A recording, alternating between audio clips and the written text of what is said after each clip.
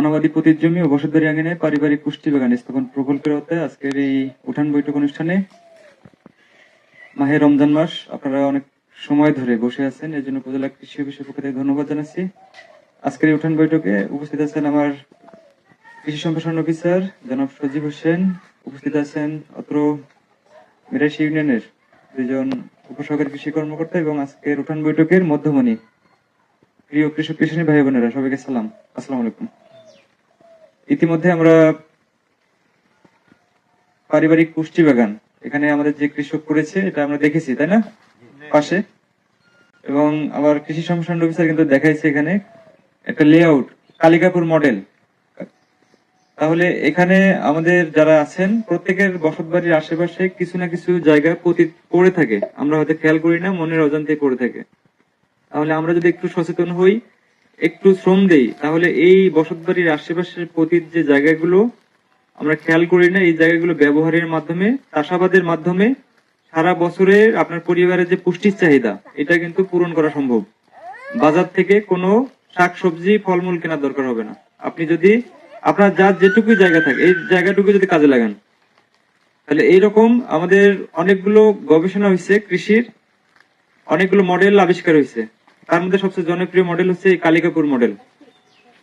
তাহলে কালিকাপুর মডেলে আমাদের একটা বসতবাড়ির যে উন্মুক্ত জায়গা, যেখানে আপনার দিনের বেলা সূর্যের আলো পড়ে, আলো বাতাস চলাচল করে, এরকম আঙিনা বা অনেকে খুলি বলে, আঙিনা বা খুলির মধ্যে একটা জায়গা আপনি এই কালিকাপুর মডেলে পুষ্টি বাগান স্থাপনের জন্য রেখে দেবেন, ঠিক আছে। এবং কিভাবে স্থাপন করবেন এটা আমরা বলে দিয়েছি যে কমপক্ষে 5টা বেড করতে হবে, 5টা বেডে 5 ধরনের শাকসবজি আবাদ করতে হবে, ঠিক আছে।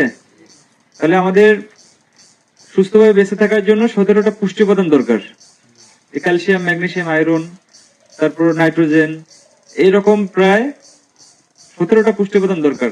একটা পুষ্টি উপাদানে যদি শরীরে ঘাটতি হয় তাহলে ওইটার জন্য বিভিন্ন সমস্যার সৃষ্টি হয়।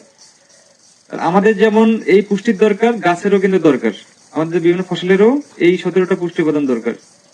তাহলে এই 17টা পুষ্টি উপাদান একটা খাবারের মধ্যে নাই, বিভিন্ন খাবারের মধ্যে বিদ্যমান। যদি একটা খাবারের মধ্যে বা একটা ফসলের মধ্যে 17টা পুষ্টি থাকতো তাহলে আলাদা ফসল আবাদ করার দরকার হতো না, একটা ফসল আবাদ করলে হতো নাকি।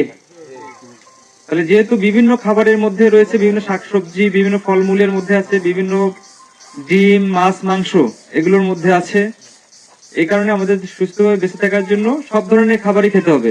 পরিমাণে কম লাগবে কিন্তু প্রতিদিন অল্প অল্প করে খেতে হবে, ঠিক আছে। তো এই কারণে আমাদের এই যে 17টা পুষ্টি উপাদান বিভিন্ন খাবারের মধ্যে, যে আমাদের বসতবাড়ির আশেপাশের জায়গাটা আমরা কাজে লাগাবো। এই যে 5টা বেড করব কমপক্ষে, আপনার যদি উঠান বাঙিনা যদি আর বড় হয় তাহলে আপনি 6, 7, 8, 10টা করেন বেড। বেডের প্রস্থটা নির্দিষ্ট, এটা বলা হয়েছে 1 মিটার, ঠিক আছে। তাহলে 1 মিটার পর পর দুইটার মাঝখানে একটা ড্রেন করতে হবে, 25 সেন্টিমিটার একটা ড্রেন করে এই মাটিটা বেডের উপর দিয়ে বেডটাকে উঁচু করে দিতে হবে। আপনার প্রত্যেকের বাড়িতে আপনারা হয়তো গবাদি পশু করেন, পালন করেন নাকি, গরু আছে। তাহলে গরুর যে গোবরটা এটাকে আপনি হয়তো একটা নির্দিষ্ট জায়গায় রাখেন, এটা 3-4 মাসে পচে গিয়ে যে সারটা হয় জৈব সার, এই জৈব সারটা আমরা এই যে 5টা যে বেড করব কালিকাপুর মডেলে, 5টা বেডে পর্যাপ্ত পরিমাণ জৈব সার দিতে হবে, কিছু পরিমাণ রাসায়নিক সার দিতে হবে, urea, TSP, MOP, gypsum, boron. তো এগুলো আমরা বলে দেব, ঠিক আছে, যে প্রত্যেকটা বেডে কতটুকু করে দিতে হবে। দেওয়ার পর মাটির সাথে মিক্স করে সমান করে নিয়ে তারপর যে মৌসুম আসবে সেই মৌসুমে শাক বা সবজির বীজ ফেলতে হবে।